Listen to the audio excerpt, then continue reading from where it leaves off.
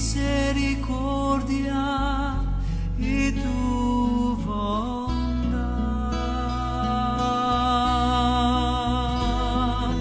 Haz de mí lo que tengas que hacer.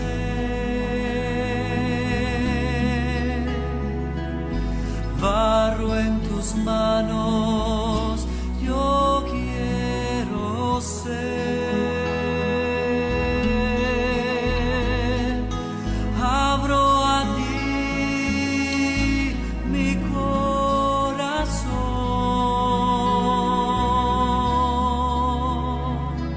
Opera Jesús por tu Espíritu.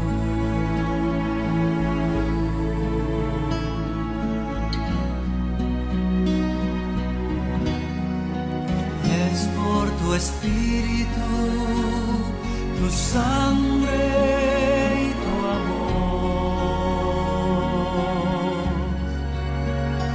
por tu misericordia y tu bondad. Es por tu Espíritu, tu sangre y tu amor, por tu misericordia y tu bondad.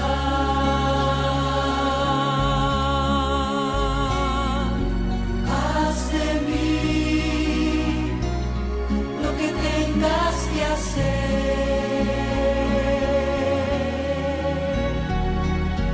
Barro en tus manos, yo quiero ser.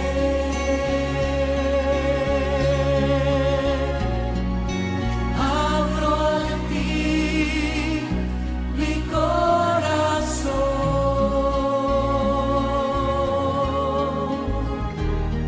Opera Jesús por tu Espíritu.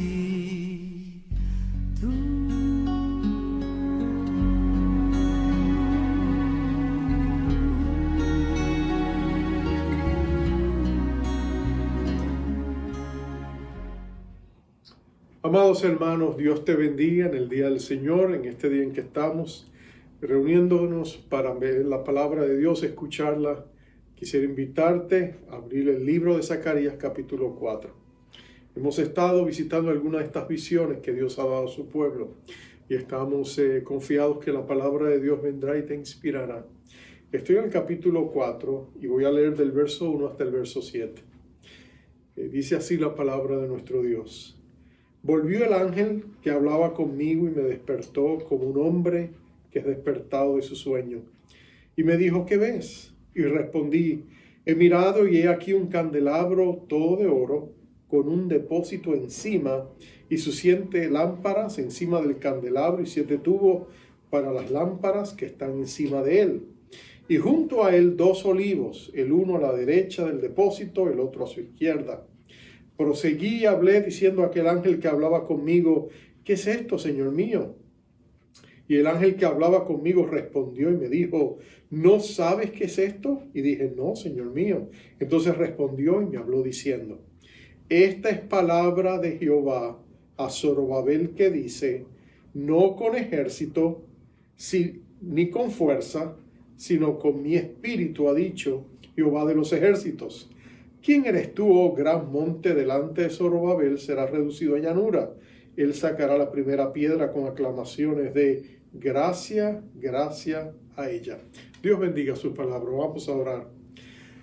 Padre amado, qué precioso es venir al corazón tuyo, al trono de tu gracia y poder presentarnos y pedirte, háblanos a través de tu palabra. Yo te pido por los oyentes que están y los que están viendo esta oportunidad de presentarme ante ellos, Señor, que tú los bendigas, que tú los colmes de bendiciones, que tú los arropes con tus tiernas misericordias, que en medio de las luchas, las pruebas que estén pasando, tú seas el ancla y tu presencia sea el ancla que los sustenta, los sostiene y les da esperanza. Gracias que tú eres el Dios de toda gracia, eres el Dios de toda esperanza y eres el Dios de todo consuelo. Oh Señor, estamos completos en ti, no carecemos de nada. Jehová es nuestro pastor, nada nos faltará. Así que ahora háblanos y llévate la gloria por lo que vas a hacer. En el nombre de Cristo. Amén, Señor. Amén. Una de las historias más interesantes es la historia de la iglesia clandestina en lugares en Asia Pacífica, en China y otros lugares donde por muchos años no se sabía qué estaba pasando con la iglesia.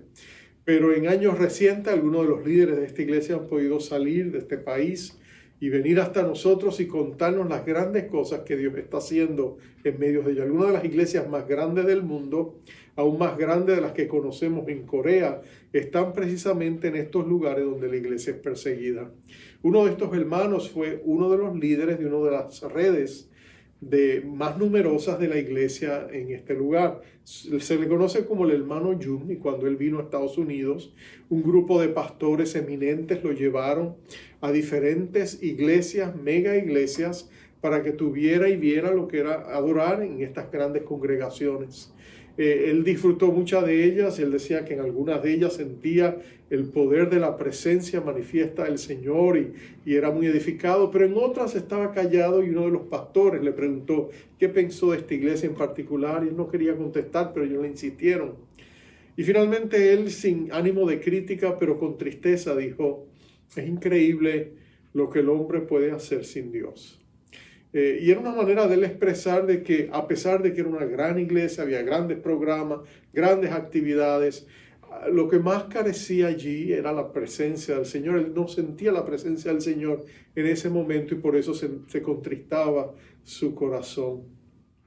El apóstol Pablo nos dice que es importante que nosotros edifiquemos la obra del Señor y hagamos la obra del Señor con el Señor. ¿Puede el hombre hacer la obra de Dios sin Dios? Por supuesto que sí.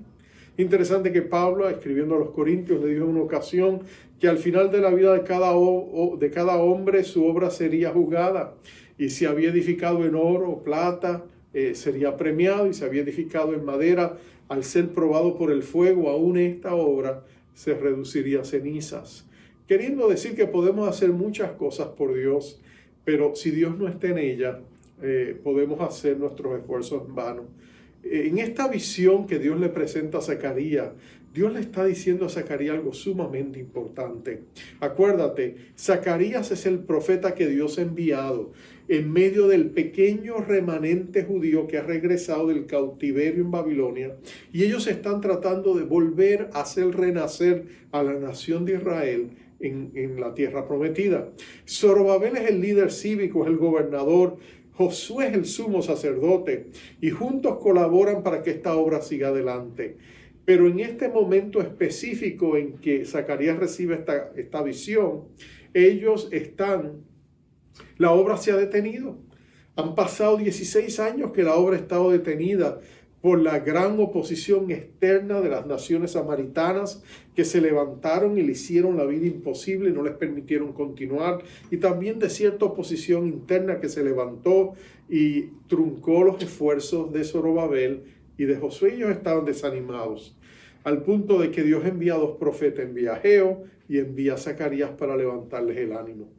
En esta primera ola de migrantes que llegaron para edificar el templo, ellos se dan cuenta de lo importante que es su llamado. Pero esta gran obra que Dios quería hacer, la reconstrucción de su templo, que era el corazón de la nación, iba a ser el centro espiritual de la nación. Dios quería que aún este esfuerzo fuera hecho no con el esfuerzo humano meramente. Dios quería que ellos entendieran que ellos iban a necesitar de gran dependencia en Dios para hacer esta obra. Y por eso esta visión se les presenta. En esta visión, Zacarías ve un gran candelabro. Está al aire libre, lo cual es raro. Acuérdate que Zacarías era un sacerdote, por lo tanto él estaba acostumbrado a ver los candelabros en el templo.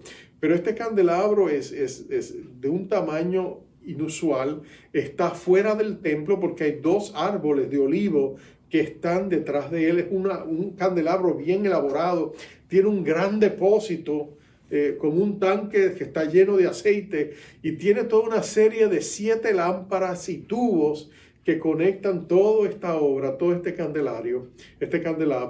Y aparte de eso hay 2 árboles de olivo que son como tanques de gasolina que constantemente están alimentando el candelabro para que constantemente esté proveyendo aceite, como estos 2 olivos, estos 2 árboles fueran como unas fuentes inagotables.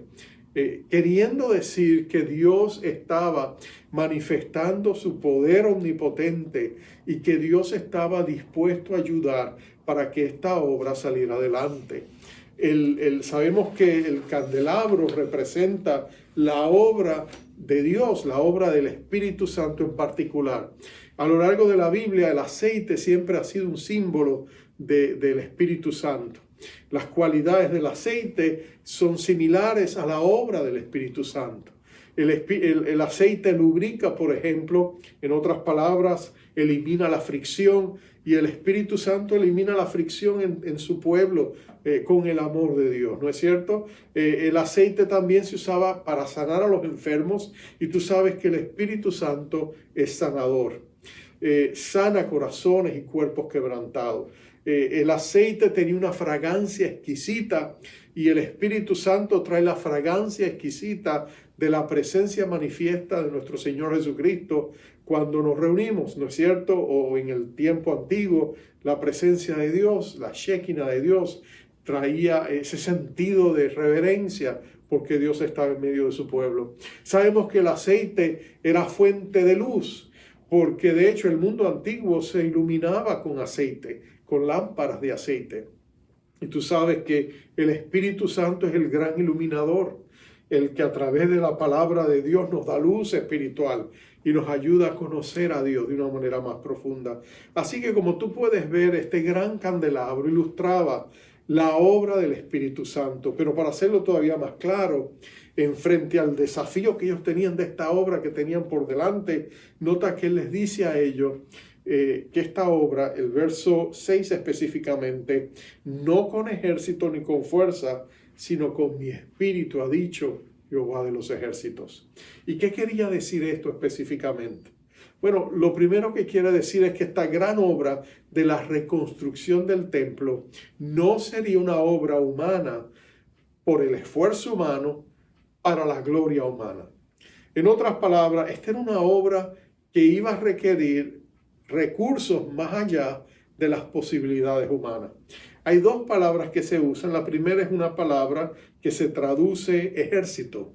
Es una palabra hebrea que se refiere al poder colectivo. Se usaba para referirse, por ejemplo, al poder de los ricos, la riqueza de la gente adinerada y lo que se podía hacer con esos grandes recursos. Esa palabra ejército también se usaba a veces para referirse a ejércitos humanos, donde tú ves contingentes de personas con equipo militar y bélico listos para hacer batalla. Se refería al poder colectivo, ¿no es cierto? Si tú juntaras hoy a la gente más rica del mundo, entre ellos Bill Gates o Mark Zuckerberg, el de Facebook, y Jeff Bezos, el de Amazon, y Jack Dorsey, el de Twitter, y tú juntaras todas las riquezas de ellos, tú tendrías grandes recursos para hacer grandes cosas. Pero Dios está diciendo, no sería por el esfuerzo humano, los recursos humanos o de los grandes magnates humanos que este templo se edificaría. Él les está diciendo que no sería precisamente con eso. Y la pregunta es, ¿pero por qué no? ¿Por qué no si estas personas quieren venir y poner sus recursos para la obra de Dios? ¿Por qué Dios los rechazaría? ¿Por qué Dios no quiere hacerlo con ellos? Bueno, acuérdate que ya el libro de Esdras, en el capítulo 13, nos muestra que las naciones samaritanas vecinas vinieron y le dijeron, ¿sabes? Nosotros queremos ayudarles a edificar el templo. Y los judíos le dijeron, gracias, pero no gracias. Porque ellos entendían que era una responsabilidad tan sagrada la adoración de Dios, que tenía que estar libre de toda fuerza espuria o sentimientos o motivaciones diferentes a las que Dios quería para que su pueblo le adorara. Ellos no querían unir su fe con otros que tenían sus propias agendas. Pero más allá de eso, también denota que no sería por la fuerza colectiva. La segunda palabra, no con ejército, sino ni con fuerza. Esa palabra fuerza es interesante. La palabra hebrea traduce no el esfuerzo colectivo, sino más bien el esfuerzo individual. Cuando las cosas se hacen, por ejemplo, por la carisma de un líder, o por la gran capacidad de personas, o por la gran creatividad que hace que todos nos asombremos, Dios está diciendo, no sería por eso tampoco. No sería el elemento personal. Sería Dios obrando a través de personas, algunos de ellos quizás incapaces en sí mismos, pero que Dios les daría la capacidad para hacer esta gran obra. Entonces, vamos a ver que Dios es bien claro en cuanto a lo que se iba a requerir. Vemos por qué Dios no quería usar estos elementos humanos, pero también hay otras razones por las cuales Él quería hacer esta obra con su Espíritu. Y la razón principal, y este es el número 2, mi punto número 2, es que la obra sería sobrenatural e iba a requerir recursos sobrenaturales. En otras palabras, si tú hubieses juntado a la gente más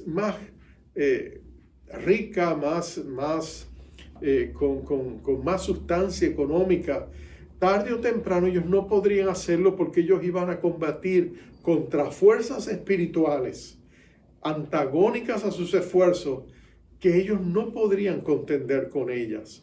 Porque la naturaleza de esta obra era espiritual. Iba a requerir recursos espirituales, iba a requerir oración, ayuno, iba a requerir que se conectaran con Dios para que el Espíritu de Dios obrara en ellos y a través de ellos y peleara a su vez contra los enemigos que se iban a levantar. Era importante que las personas que estuvieran sirviendo como Zorobabel y Josué fueran personas que estaban completamente dependientes de Dios, buscando de Dios, llenándose de Dios para hacer esta obra. Nosotros llamaríamos eso personas consagradas, ¿no es cierto? Hoy día la palabra consagración tristemente ha caído en desuso. En la iglesia nos parece una palabra arcaica, una palabra obsoleta, una palabra muy antigua, quizás pasada de moda. Y hemos buscado en nuestro deseo de contextualizar palabras más modernas, como la palabra compromiso, personas comprometidas, por ejemplo. El problema de buscar una equivalencia dinámica a conceptos bíblicos es que a veces nuestra cultura no los tiene. Y muchas veces no le hacen justicia a la riqueza del concepto bíblico. Más allá de eso, a veces no solamente no le hacen justicia, sencillamente no comunican el mismo sentido. Por ejemplo, la palabra consagración y la palabra compromiso parecieran muy parecidas, pero en realidad no lo son. La palabra compromiso es a la palabra consagración lo que una bicicleta sería una motora. En otras palabras, se parecen, pero no es lo mismo, ¿no es cierto? Se queda corto y la razón es sencilla, porque cuando hablamos del compromiso humano estamos hablando de personas dedicadas a Dios, personas con toda sinceridad que vienen y se humillan ante Dios y le dicen a Dios, ¿sabes qué, Dios? Nosotros te rendimos ante ti nuestro talento, nuestro tiempo y nuestro tesoro y queremos usarlo para ti.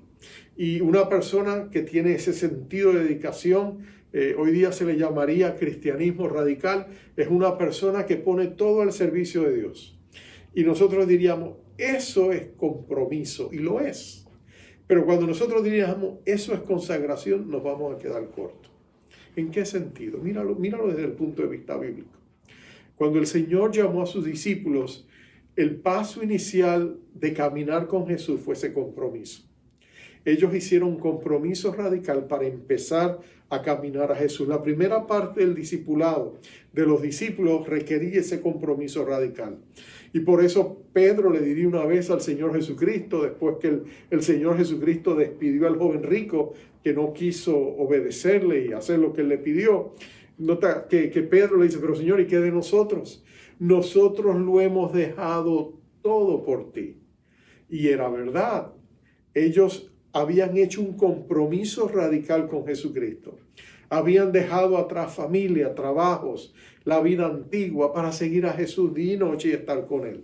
Eso era un compromiso radical. Pero sería este mismo grupo de hombres comprometidos que Jesús una vez le diría: el que quiera seguir en pos de mí tiene que negarse a sí mismo, tomar su cruz y seguirme. En otras palabras, Jesús le estaba diciendo a este mismo grupo de hombres que obviamente tenían un compromiso radical: lo que están haciendo es bueno, pero no es suficiente. Hay un paso más allá. Tienen que ir del compromiso a la consagración. Y hay una puerta que ustedes tienen que cruzar. Y esa puerta que hay que cruzar es la muerte al yo, el negarse a sí mismo, el rendirse completamente a Dios. No para que ustedes puedan hacer lo que pueden hacer con su talento, con su tiempo y con su tesoro, sino para que se pongan en una posición donde Dios puede hacer lo que Él puede hacer a través de ustedes. No ustedes haciéndolo para Dios, sino Dios haciéndolo a través de ustedes. Y hay una gran diferencia entre las dos cosas. Porque cuando tú lo haces todo para Dios, tú usas tu talento, tú usas tu tiempo, tú usas tu tesoro. Tú le das a Dios lo mejor de ti mismo, pero llega un momento donde ya tú no puedes dar más. Tú llegas al techo de tus limitaciones. Ya tú no puedes dar más tiempo, no tienes más talento, no tienes más tesoro. Diste el último centavo, ya no tienes más que dar. ¿Y ahora qué? Ya no puedes hacer más. Llegas al fin de tus posibilidades. Como los apóstoles le dicen a Jesús: lo hemos dejado todo por ti. Lo hemos hecho todo lo que podemos. Pero nota esto. El problema es que nosotros humanamente podemos llegar hasta ahí y no pasar de ahí. Esa es la persona comprometida. Pero la persona consagrada es una persona que se ha rendido de una manera tan diferente y radical a Cristo, que ha aceptado morir a sí mismo, que ha aceptado rendirse incondicionalmente a Jesús para que Dios le use, ha puesto a un lado sus talentos, ha dicho: Señor, ya no puedo hacer más y ahora tú tienes que hacerlo a través de mí. Y cuando tú te das cuenta de qué es eso, tú tienes que reconocer que ahora es que el Espíritu Santo puede usar. Mira a Pedro. Pedro es un hombre que tenía talentos, tenía tesoro, él lo dejó todo por Jesús, caminó con Jesús, pero cuando llegó la hora de la prueba, él no podía vencerlo. Él negó al Señor 3 veces, en su propia fuerza, llegó al techo de sus posibilidades y no lo pudo pasar. Pero luego tú ves cuando el Espíritu de Dios viene y llena a Pedro, que Pedro es diferente. Ahora Pedro no tiene temor, ahora Pedro no sale a correr, a esconderse, ni niega a Jesús. Pedro, al contrario, un día basta morir por Jesús, pero no él, sino el Espíritu de Dios que está obrando en él. Pedro se da cuenta que llega al fin de sus posibilidades, pero él muere como una semilla y da vida a una nueva vida en Jesús. Esa es la diferencia. Lo vemos como, la manera más fácil de verlo también es como Saúl, el rey Saúl era un hombre que tú sabes que Dios eventualmente rechazó. Él era una persona talentosa, era una persona altamente comprometida. Cuando tú te das cuenta todo lo que Saúl hizo en su corta vida, su legado fue increíble. Él tomó una nación que era una federación de tribus, la convirtió en una monarquía con un gobierno centralizado. Él tomó un ejército de 2 espadas, la que tenía él y la que tenía su hijo, y lo convirtió en un ejército capaz, con una fuerza de choque, una guardia real de más de 3,000 soldados entrenados. Cuando tú ves todo lo que él hizo, las tierras que conquistó, tú te das cuenta de que él hizo grandes cosas. El problema de Saúl es que Saúl lo hacía en sus propias fuerzas, y aunque Dios bendecía sus esfuerzos, su corazón empezó a apartarse de Dios. Él en rebeldía, él no quería obedecer a Dios. Dios le decía: vamos a hacerlo de esta manera, y Saúl le decía: no, vamos a hacerlo de esta otra manera. O Dios le decía: quiero que hagas esto así, y él decía: no, ¿sabes qué? Hice un ajuste, decidí hacerlo de esta manera. Y llegó un momento donde Dios le dijo: sabes que no puedo trabajar a través de ti, porque yo quiero hacer mucho más con mi poder, pero tú eres un obstáculo. Y lo descartó, y tomó 40 años de darle oportunidad para que se arrepintiera. Pero Saúl no, Saúl quería hacer las cosas por su fuerza, por su poder. Y llegó al techo de sus posibilidades. Por eso nunca podía pelear contra Goliat, porque él sabía que con Goliat él no iba a poder, porque él miraba sus talentos, miraba sus posibilidades, y él sabía que él no podía ser rival para Goliat. Por el contrario, tú ves a David. Él es un hombre en muchos sentidos inferior a Saúl. Por lo menos es un pie más bajo de estatura, sino más. No solamente eso, viene de una familia mucho más humilde que la familia de Saúl. Tú ves su vida y la comparas con Saúl, humanamente hablando. Saúl es un hombre de familia, es un hombre que tiene en cierta medida ciertas cosas bajo disciplina. David lucha en otros aspectos que tienen que ver con la familia. La diferencia entre ellos dos es que Saúl amaba a Saúl, David amaba a Dios. Y llegó un momento donde David le dijo, y tú lo ves en los salmos, tú lees los salmos de David, y él llegó un momento donde él le dijo, ¿sabes qué, Señor? Yo sé que en mí mismo yo no puedo ser lo que yo quisiera ser. Entonces voy a buscarte a ti para que tú me des la fuerza. Los salmos de David son salmos en lenguaje de dependencia. Señor, tú eres mi amparo, mi fortaleza. Señor, tú eres mi luz y mi salvación. Señor, contigo subiré y haré todo lo que tú quieres que yo haga. En otras palabras, tú ves constantemente en David esos salmos que hablan de dependencia. Tú preparas mis manos para la batalla, le decía a Dios. Tú eres mi pastor, nada me faltará. Es el lenguaje de dependencia. David sabía que él no era nada sin Dios. Y por eso buscaba a Dios constantemente iba tras el corazón de Dios. Y por eso Dios se agradaba de él. Dependía constantemente de su misericordia. Leen los salmos de David y encuentran la palabra misericordia, hesed, que es la palabra hebrea, que quiere decir bondad amorosa. Él decía, Señor, tu bondad amorosa, tu misericordia para conmigo es continua. Esa es la diferencia entre David y Saúl. Y cuando llega el momento, ¿quién es el que enfrenta a Goliat? David, el que no podía. Porque cuando él corre a enfrentar a David, él le dice, no vengo contra ti con lanza ni jabalina, sino en el nombre de Jehová de los ejércitos. Entonces tú te das cuenta cómo David vivió una vida consagrada, mientras que Saúl vivió una vida comprometida en cierta medida con Dios, pero con reservas. Por eso es que esta obra que Dios quería que Zorobabel y Josué hicieran iba a ser sobrenatural y necesitaba el poder de Dios para poderlo realizar. Y este poder divino vendría a través del Espíritu Santo. La obra, y este es mi tercer punto, sería espiritual. En otras palabras, sería por el Espíritu, no por su fuerza. Él sabría que vendría oposición y él necesitaba que fuera el Espíritu Dios el que lo encontrara. Él sabía que solo dependiendo del poder del Espíritu Santo, Zorobabel saldría adelante. Pero cuando él dependiera del Espíritu, él iba a tener victoria. Mira lo que dice el verso 7. ¿Quién eres tú, oh gran monte? Seguramente se refiere al monte enorme de la oposición. Los desafíos para este pequeño grupo, este remanente que carecía de recursos para hacer toda la obra que estaba delante de ella, volver a traer a la vida una nación, reedificar el templo, hacer todo lo que tenían que hacer ante tremenda oposición satánica y humana. Ellos necesitaban del Espíritu Santo y por eso le está diciendo, no con ejército ni con fuerza, sino con mi espíritu. La obra será hecha, el monte será hecho llano, porque Dios está contigo. ¿No es eso maravilloso para nosotros escuchar? Que tú y yo podemos enfrentar grandes desafíos, pero que el Espíritu Santo está por nosotros y con nosotros y en nosotros para ayudarnos a hacer esta labor. Entonces, la pregunta que queda, la pregunta lógica es, pastor, yo amo a Dios, yo quiero servir a Dios, yo he rendido mis talentos, mi tesoro, mi tiempo a Dios, pero ¿cómo me muevo del compromiso a la consagración? ¿Cuál es la puerta que me lleva de un nivel al otro nivel?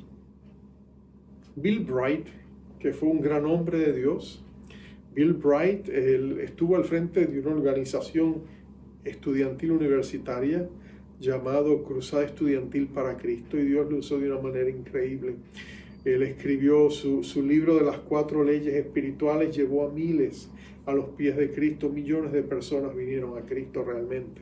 La película Jesús fue una de las grandes herramientas que todavía está llevando millones de personas a Cristo, especialmente en el mundo musulmán.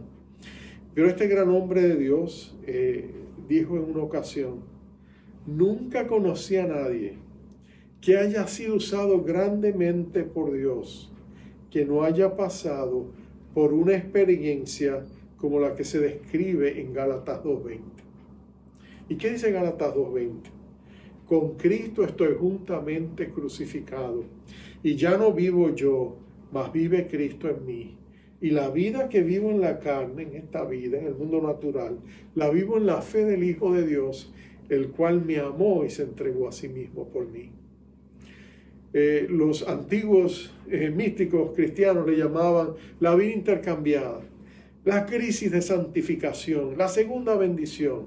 Era cuando tú llegabas y te dabas cuenta que llegábamos al final de nuestra fuerza y le decíamos: Señor, yo te necesito, Espíritu de Dios. Yo no puedo vivir la vida cristiana en mis propias fuerzas. O le decían al Señor: Señor, esta obra es un gran desafío. O se quebrantaba su salud, como en el caso de Amy Simpson y de otros, que de pronto tuvieron que venir a Dios y decirle: Señor, nosotros te necesitamos, esta obra no se puede hacer en nuestra propia fuerza. A veces gente muy capaz, pero que Dios quería subirles al siguiente nivel, como el apóstol Pablo. Y cuando ellos se humillaron y ellos vinieron ante Dios y le dijeron: Señor, no lo puedo hacer sin ti, de pronto el Espíritu de Dios los llenó, como pasó en el aposento alto. Ellos tuvieron su propio aposento alto.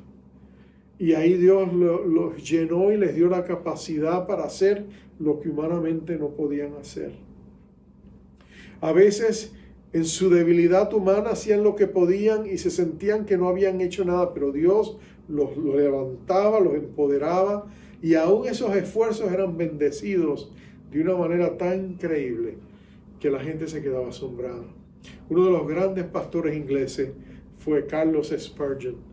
Decían los historiadores de la vida de Spurgeon, y que hicieron la investigación de la vida de Spurgeon, que en un domingo en su iglesia se sanaba más gente que en una hora que en todos los consultorios médicos de Londres toda la semana, porque el poder de Dios se manifestaba. Pero había momentos donde él estaba en profunda debilidad, él luchaba con la depresión. Él solía decir que él conocía en el castillo de la depresión los calabozos más ocultos y escondidos y enterrados que habían allí.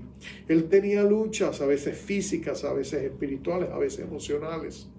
Pero cuando en su debilidad él decía: Señor, yo no puedo hacer esto, por favor. Entonces, como Pablo, Dios le decía al gran Carlos Spurgeon: bástate mi gracia, porque mi poder se perfecciona en tu debilidad. Cuando tú descubres eso, entonces tú te das cuenta de que Dios puede hacer más a través de ti cuando tú reconoces que no eres nada, que tú puedes hacer por Dios cuando tú piensas que lo puedes hacer. Dios le dijo a Zacarías: dile a mi siervo Zorobabel, no con ejército, no con fuerza, sino con mi espíritu, la obra será completada. ¿Y sabes qué? Lo fue. Ellos terminaron la obra, cumplieron el propósito de Dios para su vida y dejaron un legado de fe al pueblo judío por generaciones. Quizás en este día y en esta pandemia tú y yo hemos vivido tiempos bien difíciles. Quizás hemos sentido la opresión que se ha vivido en todo este tiempo. Quizás has estado cargado, preocupado, ansioso. Quizás has conocido el temor de sentirte enfermo y de temer que fuera el coronavirus. Quizás perdiste seres amados. Quizás sentiste y sientes la opresión que todos sentimos en estos días, con el alza del crimen, la carencia económica, todo lo que está volatando a este mundo y a esta sociedad. Y quizás tú dices: Señor, ¿cómo vamos a poder hacer esto? Bueno, Dios te dice a ti: hijo mío, hija mía, no temas. No será con ejército ni con fuerza, pero mi espíritu en ti podrá hacer la diferencia, porque dentro de ti, si tú eres un hijo o una hija de Dios, está el glorioso Espíritu Santo. Más grande es el que está en ti que el que está en el mundo. El Espíritu de Dios puede darte dirección, puede darte poder, puede darte recursos, puede movilizar el universo entero y crear una gran conspiración a tu favor. Porque si Dios se agrada de ti y te da su favor, nada ni nadie te podrá hacer frente. Las montañas más grandes se van a disipar, los obstáculos más grandes serán vencidos. Pero será cuando tú y yo nos humillemos delante de Dios y le digamos: Señor, te necesito, te necesito. Termino con esto. Recuerdo el testimonio de una hermana querida cuyo esposo estaba una mañana despertando y de pronto el hermano empezó a sentir un ataque del corazón. Y de pronto ella estaba en pánico, no sabía qué hacer, llamó al 911, que es el número de urgencias de esta ciudad y de la nación norteamericana, y de pronto le dijeron: vamos a enviar una ambulancia, pero mientras eso sucedía ella veía a su esposo amado que se estaba muriendo. Ella no sabía qué hacer, y ella hizo una breve oración. Le dijo al Señor con gran desesperación: Señor, te necesito aquí y ahora. Eso fue todo lo que hizo, todo lo que dijo. Y de pronto sintió que la presencia de Dios vino sobre ella. Ella sintió la paz de Dios y le dijo a su esposo: mi amado, tú no te vas a morir, Dios te va a salvar. Y así fue. Cuando les vi años después, los dos estaban juntos y estaban felices, y ella me contaba esa experiencia y él se reía con gratitud en sus ojos de que su esposa se había parado en la brecha, había peleado por él. No con ejército ni con fuerza, sino con mi espíritu, dice Jehová de los ejércitos. Vamos a orar. Quizás en esta hora tú necesitas un toque sanador. Quizás en esta hora tú necesitas que Dios levante esta nube oscura de carga, de opresión que quizás tú sientes. Quizás esta preocupación que te quita el sueño, la inseguridad de un porvenir que parece mezquino y pequeño. Quizás estás en un lugar donde no parecen que hay muchas opciones y posibilidades. Pareciera que estás en un laberinto sin salida. Pero déjame decirte, Cristo es el camino. Y Él te puede sacar del pozo cenagoso de la opresión o de la enfermedad o de la depresión o de cualquier otra maquinación diabólica que esté batallando en contra tuya. Vamos delante de nuestro Rey de Gloria y vamos a decirle: Señor, te necesito aquí y ahora. Oh Dios eterno, Padre maravilloso, oh Dios, cuán grande es tu amor por cada uno de tus hijos. Tú eres el Rey de la gloria, el Rey de la eternidad, el Rey de los siglos, el Rey de las temporadas, el Rey de los tiempos y las sazones de los tiempos. Y Señor, tú estás con cada uno de tus hijos. El universo entero está ante tus pies. La tierra es estrado de tus pies, Señor. Todos los recursos del cielo están disponibles a favor de tus hijos. De esos grandes almacenes celestiales repletos de bendiciones, escucha el clamor de cada uno de tus hijos. Satisface su necesidad. Mira a los que necesitan un toque sanador. Mira a los que necesitan que tú vengas y traigas paz a sus corazones. Mira a los que necesitan que tú remuevas ese manto de tristeza, ansiedad y temor y les des un manto de alegría, gozo y paz en Cristo Jesús. Oh Príncipe de paz, ven a nuestras vidas ahora mismo. Ven a cada hogar que esté escuchando este mensaje y trae tu poder y tu presencia, Señor, y déjale saber a cada uno de tus hijos que ellos están seguros en tus manos y que tú vas a abrir puertas quizás para ellas desconocidos, pero que son puertas que tú has preparado de antemano para bendecirlos a ellos. Tú puedes mover la voluntad del Rey, dice tu palabra. Tú puedes proveer recursos y tocar vidas y corazones. Escucha el clamor de ellos y ven a ellos, Señor. Queremos ponernos delante de ti y reconocer que no será con ejército ni con fuerza.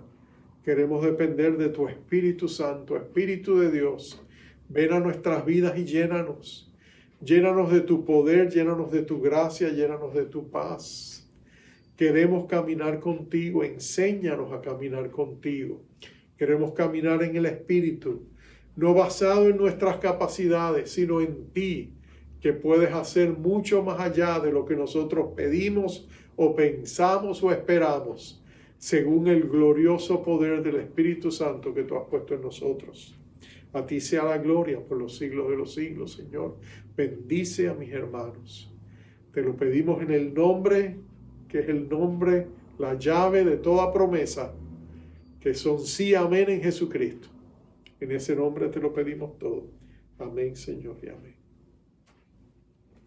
Quisiera enviarte con esta bendición, pero quisiera decirte algo de esta bendición. Cuando esta bendición se escucha, tienes que pensar en términos como cuando has tenido un bebé en tus manos y lo traes hasta tu rostro y el niño te mira con ojos fascinados y ve tu rostro y tú sonríes. Esa sonrisa de agrado, el niño la ve y la devuelve, recíproca. Cuando él siente esa sonrisa en su rostro, él se ilumina. Bueno, eso es lo que esa bendición quiere decir. Cuando el sacerdote dice que Dios te bendiga y te guarde y su rostro brille sobre ti, de eso estamos hablando. El corazón y el favor de Dios para ti, para tu casa. Recíbela ahora mismo. Jehová te bendiga, Jehová te guarde. Jehová haga resplandecer su rostro sobre ti y tenga de ti misericordia. Jehová alce sobre ti su rostro y ponga en ti paz. Bendiciones, amados.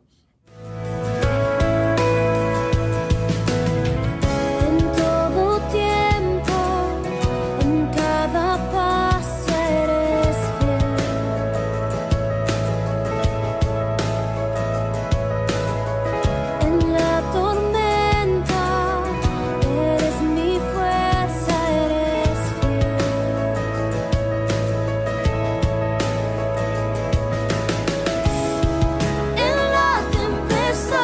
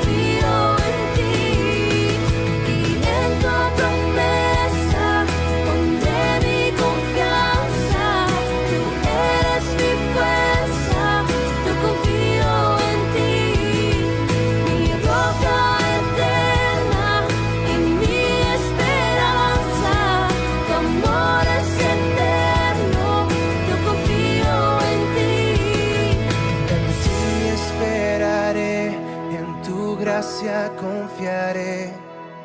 Dejo todo atrás y me rindo a tus pies. Anclado estoy en ti, pues tu amor no falla.